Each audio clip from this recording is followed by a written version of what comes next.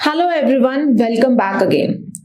आज का वीडियो बहुत ही हेल्पफुल रहने वाला है उन स्टूडेंट्स के लिए जो लोग अपने बीएससी डिसर्टेशन में जाने वाले हैं और जो लोग अभी सोच रहे हैं कि उनको एमएससी के करिकुलम में एक मेजर ट्रेनिंग के लिए जाना है। तो अगर आप किसी भी करिकुलम का एक पार्ट बनने वाले हैं और अगर आप एक डिसर्टेशन को परस्यू करने वाले हैं तो ये वीडियो आपके लिए बहुत ही हेल्पफुल होने वाला है, जिसमें हम डिस्कस करने वाले हैं कि एक लिटरेचर ऑफ रिव्यू, जिसको हम बोलते हैं लिटरेचर रिव्यू, इसके लिए आपको कौन कौन सी चीज़ों को ध्यान में रखना है और इसका एक स्ट्रक्चरल फॉर्मेट क्या होने वाला है। तो आज हम बेसिकली इस वीडियो में देखने वाले हैं कि एक रिव्यू ऑफ लिटरेचर, जिसको हम लिटरेचर रिव्यू कहते हैं, इसको इंट्रोडक्शन के बाद लिखा जाता है और इसका एक फॉर्मेट कैसा होना चाहिए। तो आइए इन सभी चीज़ों के बारे में हम देखेंगे एक लिटरेचर रिव्यू क्या होता है, इसका क्या इंपॉर्टेंस है और इसको कैसे लिखना चाहिए, इसका ऑर्गेनाइज कैसे करना चाहिए, इसका सारे चीज़ों को देखेंगे, जिससे आपको एक बहुत हेल्प मिलेगी अपने आने वाले डिसर्टेशन को लिखने के लिए। तो चलिए स्टार्ट करते हैं अपने इस वीडियो के साथ। और आप सभी को जैसे पता है, बायोटेक्निका आपको हमेशा किसी न किसी रूप में एक हेल्प प्रोवाइड करते रहा है, चाहे वो एसओपी हो, चाहे वो एक रिसर्च जर्नल की फाइंडिंग हो, चाहे उसको पढ़ना हो। तो शुरू से लेकर के एक अंत तक यू कैन से एक छोटी छोटी चीज़ों से, एक बेसिक से लेके एक एडवांस यू कैन से एक नॉलेज देता है। उसी के साथ आज हम एक वीडियो के साथ भी सामने आए हैं जिसमें आपको स्पेसिफिकली लिटरेचर रिव्यू के बारे में आपसे बात किया जाएगा। ऑल राइट, तो चलिए डिस्कस करते हैं इसके बारे में। तो सबसे पहले आप लोगों को अगर नहीं भी पता है या जिनको पता भी है तो शायद उनका ये थोड़ा पॉलिश हो जाएगा। हम पहले देखेंगे कि एक लिटरेचर रिव्यू क्या होता है, इसके क्या हाइलाइट्स होते हैं, यहाँ पे किन किन चीज़ों को इंक्लूड किया जाता है, इसके ऐसे कौन से स्पेसिफिक फीचर हैं जो आपको पता चलेगा कि ये लिटरेचर ऑफ यू कैन से लिटरेचर रिव्यू है या रिव्यू ऑफ लिटरेचर है। Right, your knowledge and the issue in general. जब भी आप किसी भी चीज़ में रिसर्च कर रहे होते हैं, लेट्स से सपोज अगर आप एक ट्यूबरक्लोसिस में रिसर्च कर रहे हैं, तो आप एक ट्यूबरक्लोसिस में रिसर्च तो कर रहे हैं, ये एक बहुत ब्रॉड टॉपिक है। उस ब्रॉड टॉपिक में मान लीजिए आप कोई मिलियरी ट्यूबरक्लोसिस के साथ कुछ काम कर रहे हैं, तो आप अपनी चीज़ों को एक पास्ट रिसर्च के साथ कैसे कनेक्ट करोगे। Your knowledge and the issue in general, आपका नॉलेज क्या कहता है along with the previous knowledge, जो भी पेपर पब्लिश हो चुके हैं आप इनको वहाँ से साइट कर सकते हैं, रेफरेंसेस ऐड कर सकते हैं, आप उनकी हेल्प ले सकते हैं। पैराफ्रेज कर लीजिए वो टेक्स्ट को, as it is copy paste नहीं करना है, क्योंकि अगर आप as it is copy paste करेंगे तो जैसे ही आपका मैन्यूस्क्रिप्ट प्लेजियरिज्म में जाएगा तो वहाँ पे आपका बहुत ज़्यादा दिखेगा कि आपने कहीं से कॉपी पेस्ट कर लिया। तो इसलिए आपको अपना नॉलेज बताना है कि आपका अपना नॉलेज क्या कहता है इस पर्टिकुलर फील्ड में।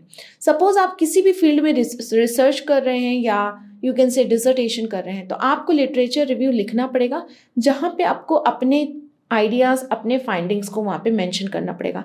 आपका नॉलेज क्या है एक पर्टिकुलर सब्जेक्ट को लेके और एक जनरल नॉलेज क्या है, आपको वो कनेक्ट करना पड़ेगा। Second, methodologies and theories used. मैं यहाँ पे हाईलाइट को कवर कर रही हूँ कि क्या क्या चीज़ें आपको वहाँ पे यू कैन से ऐड करने की ज़रूरत है। The second is methodologies and theories used. कौन कौन सी मेथड्स आपने यूज़ किए हैं अपने इस रिसर्च को कंप्लीट करने के लिए, आपका जो इनोवेशन सामने आया है, आपका जो एक ब्यूटीफुल फाइंडिंग है, जो आपका अल्टीमेट फाइंडिंग आया है, उसके पीछे कौन कौन सी थ्योरी आपने यूज़ करी, आपकी क्या हाइपोथेसिस थी, आपकी क्या मेथोडोलॉजी है। Contrast and comparison of research with past research. आपको कहीं ना कहीं आपको ये वर्क जो भी आप करने वाले हो लिटरेचर में हमको लिखना पड़ता है, हमारा ये वर्क पहले के वर्क जो हो चुका है उससे किस तरीके से लिंक है। You have to show the connection between your work as well as the previous work that is done. That is what called as contrast and comparison. You have to compare your work with the previous work. Means you are going to show your ultimate findings here. आपने क्या novel find किया, आपको वो show करना है। That is what called as contrasting and comparison. The last is significant contribution and gap filling. Suppose पहले कोई काम नहीं हो रखा था, तभी तो आपने ये फील्ड चूज किया, राइट। तो आपको यहाँ पे शो करना है कि जो भी एक गैप क्रिएट था, आपने किस तरीके से हेल्प किया उस गैप को फिल करने में, है ना। मतलब आपका एक सिग्निफिकेंट कंट्रीब्यूशन क्या था उस फील्ड में, इसको कहते हैं लिटरेचर रिव्यू। तो यहाँ पे मैंने कुछ 4 इंपॉर्टेंट पॉइंट्स बताए, दैट इज 4 मेन पॉइंट्स जो कि आपको याद रखना है, जो कि एक लिटरेचर रिव्यू की आप बोल सकते हैं एक खासियत है, और ये सारी चीज़ें यहाँ पे मेंशन होना चाहिए। तो मैं उम्मीद करती हूँ कि आपको यहाँ से एक आइडिया लग गया होगा कि एक रिव्यू ऑफ लिटरेचर में एटलीस्ट क्या क्या चीज़ें होती है और ये किस तरीके से एक इंट्रोडक्शन से अलग होता है। तो ये डिटेल्ड मैनर में होता है। इंट्रोडक्शन हम थोड़ा शॉर्ट लिखते हैं, लेकिन लिटरेचर रिव्यू ये थोड़ा डिटेल जाता है। तो हमको ये सारी चीज़ों का ध्यान रखना है। दूसरा पॉइंट आता है, what is the importance of reviewing our literature. क्यों हमें लिटरेचर को रिव्यू करना पड़ता है। लिटरेचर रिव्यू मतलब आज तक जितने पेपर पब्लिश हो गए हैं उसको रिव्यू करना। व्यू तो आपने कर लिया, उसको आपने पढ़ लिया। रिव्यू मतलब आप अपना क्या कंट्रीब्यूशन दे रहे हो, आपके क्या आइडियाज़ हैं, आपके क्या थॉट्स हैं pertaining to that particular subject or field. That is what called as reviewing a literature. किसी चीज़ को आप दोबारा से व्यू कर रहे हो, that is what called as review, right? तो आपको क्या पता चलता है और इसका क्यों इम्पोर्टेंस है, क्यों इसको एक थीसिस का पार्ट माना गया है, why it should be included in your dissertation. So let's see the importance of literature review. Build a strong base. जब भी आप कोई रिसर्च को कंडक्ट करते हो तो ultimately you are going to write that research, ultimate जो भी आपका पूरा फाइंडिंग्स आए इन योर थीसिस, राइट। तो जब भी आप थीसिस में लिख रहे होते हो तो थीसिस में we will write our introduction, title, abstract, introduction, review literature, then our materials and methods, raw material that you have collected, results and discussion, future perspective. So all these main things we write in our you can say thesis. और secondary होता है जहाँ पे हम सारे glasswares और chemicals use ये सारे बताते हैं, but that is secondary. Main outline क्या है, ये सारी चीज़ें मेन है। जब भी हम किसी रिसर्च को स्टार्ट करते हैं तो आपका थीसिस मान लीजिए बहुत बड़ा है, तो जब आप लिटरेचर ऑफ यू कैन से रिव्यू ऑफ लिटरेचर और लिटरेचर रिव्यू लिखेंगे तो वहाँ पे एक बेस प्रोवाइड होता है। वहाँ से अगर कोई भी स्टूडेंट आपका थीसिस पढ़ रहा है या आपके कोई भी फ्रेंड्स पढ़ रहे हैं तो उनको एक आइडिया लगेगा कि एक रिसर्च का आपके अल्टीमेट गोल क्या था, आप किस एम के साथ सामने आए थे और आपने इसमें क्या अचीव किया। तो जब भी आप एक लिटरेचर को लिखते हैं, that is review of literature, यहाँ पे आता है कि आपका एक बेस क्या है, आप किस उससे सामने आए थे, आप किस अप्रोच के साथ आए थे, आपका हाइपोथेसिस क्या था और आपने अल्टीमेट क्या अचीव किया, what is your ultimate finding. That is what called is building a strong base. तो जो भी पढ़ेगा उसको एक व्यू प्रोवाइड होगा, एक हेल्प प्रोवाइड होगी जिससे वो पता लगा पाएगा कि आपका रिसर्च इसमें है। Gain more knowledge through previous studies. जब भी हम चीज़ों को पढ़ते हैं, मान लीजिए आपने ट्यूबरक्लोसिस में काम किया, आपने किसी पेपर की हेल्प ली, तो उससे आपको पता चला ओके मेरा हाइपोथेसिस ये हो सकता है, मैं इस चीज़ को पता कर सकता हूँ या पता कर सकती हूँ जो कि फाइंड नहीं हुआ है।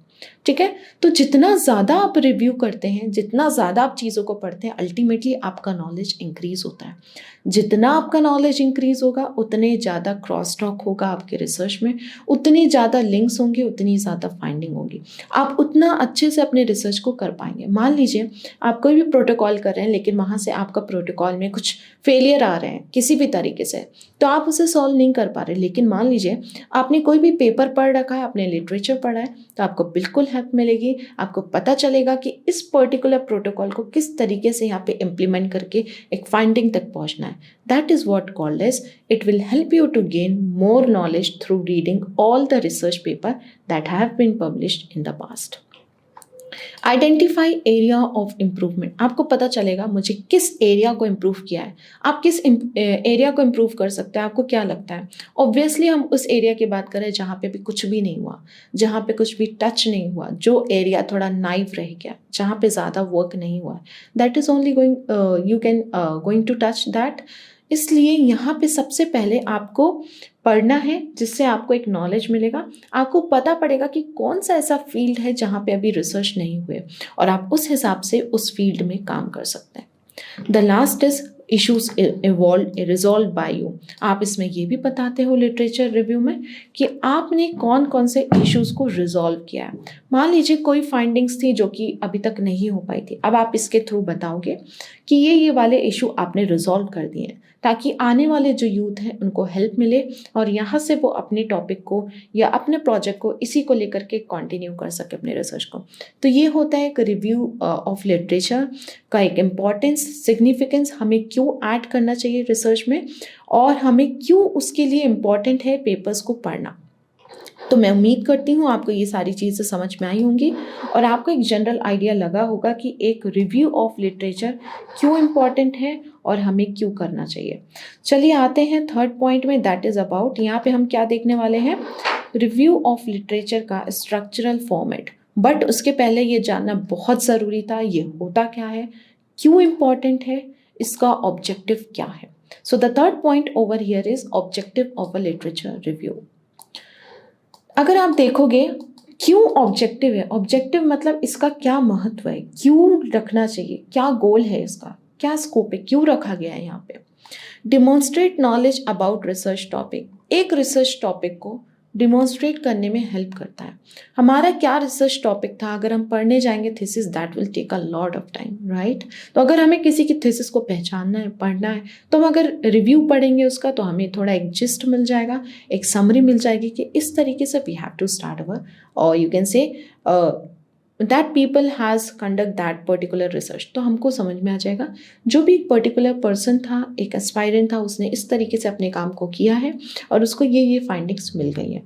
Identify the gaps and benefits of research, इससे ये पता चलता है, एक ऑब्जेक्टिव ये होता है रिव्यू करने का कि जैसे हम उसको पढ़ेंगे हमको पता चल जाएगा कि एक गैप क्या था और एक अल्टीमेट फाइंडिंग क्या है, कहाँ पे गैप था और आपने अल्टीमेटली क्या फाइंड आउट किया।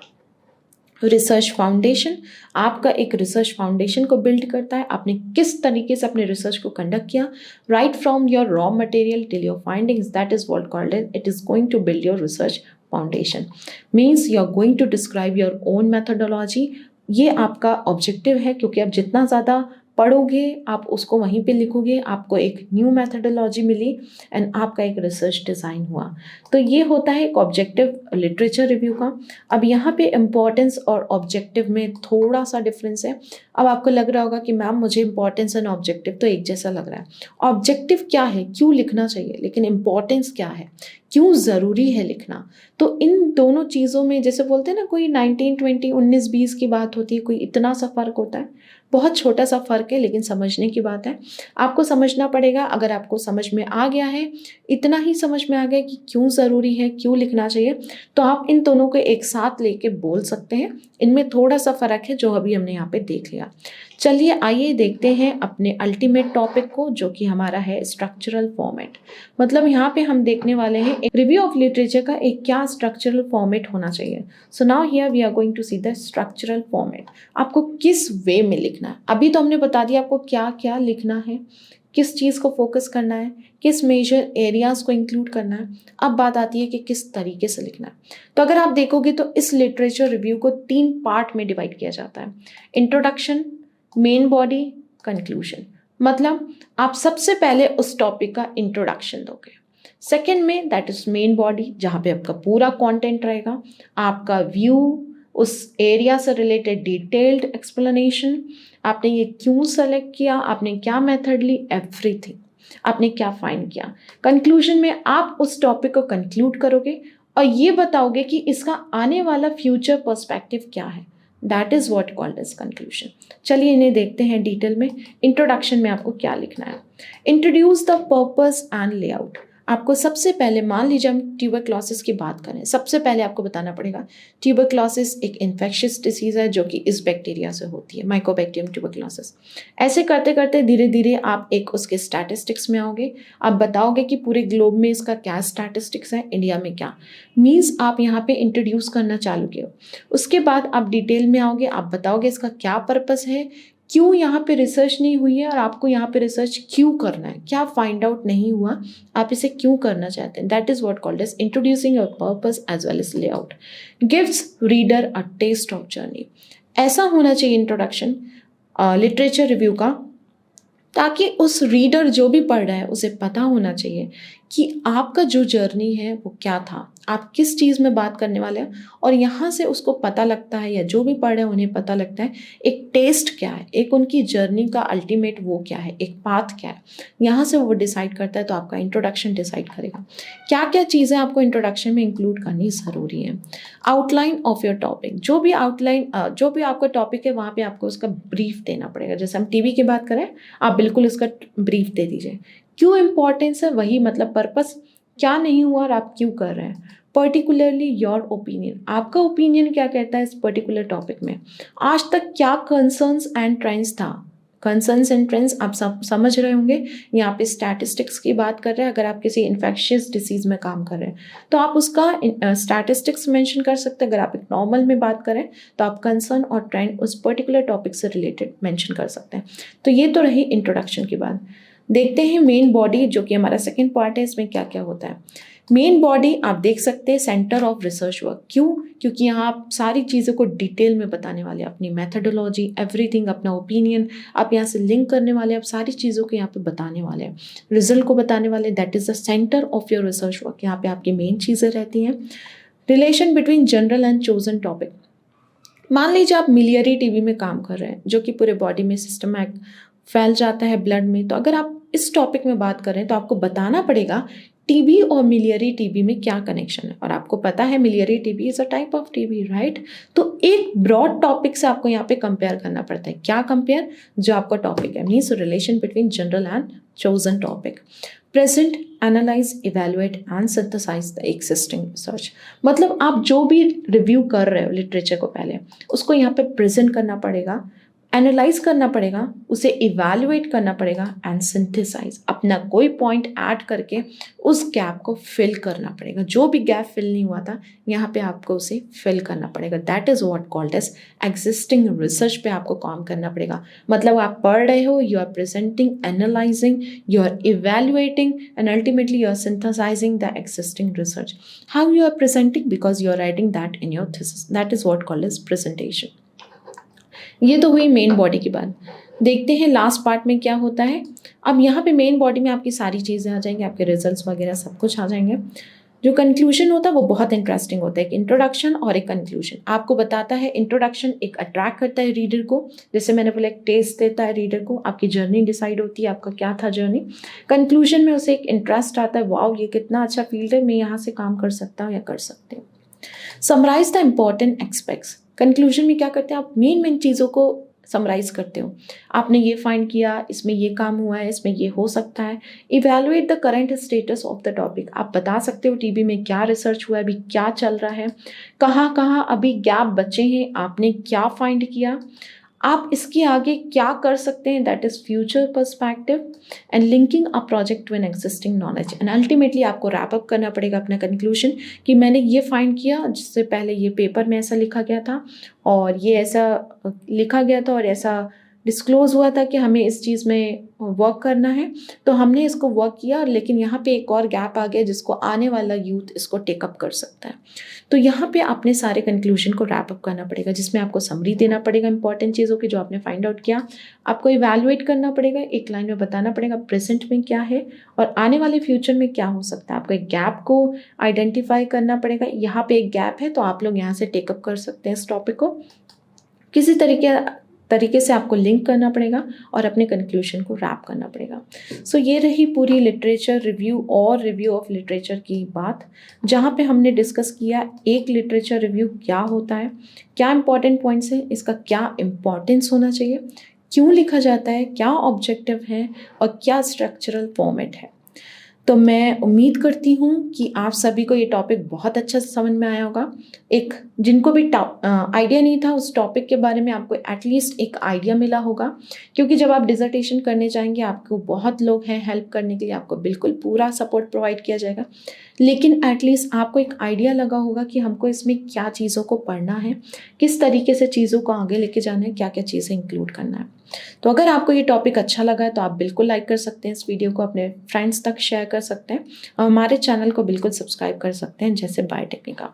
अगर आपको लगता है कि कोई और भी पॉइंट है या अगर आपका कोई भी क्वेरी है, आप चाहते हैं कि आपका कोई भी क्वेरी है, कोई नया वीडियो आना चाहिए जिसमें डिटेल्ड होना चाहिए, या इसमें से कुछ आपको लग रहा है और पॉइंट का इलैबोरेट होना चाहिए, तो आप बिल्कुल अपनी चीज़ों को कमेंट बॉक्स में डाल सकते हैं।